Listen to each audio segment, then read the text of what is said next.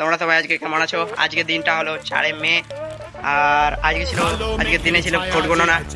কে কত ভোটে রেজাল্ট মানে সিট কে কত পেয়েছে মোদি না মমতা দেখিনি। এখন কে কত সিট পেয়েছে তোমাদেরকে দেখাই। এই যে এখানে তোমরা দেখতে পেয়ে যাবে কে কত পেয়েছে।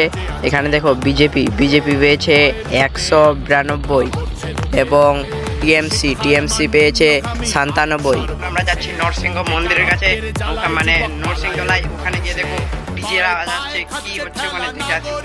মানে তোমরা তো দেখতে পেলে কত কে ভোট পেয়েছে। এখন ডিজে বাজানো শুরু করছে, মানে মানুষের মনে এত বিশ্বাস যে এখন তো ভোটের ফাইনাল রেজাল্ট আসেনি, তাই একদম ডিজে বের করে বাজানো শুরু।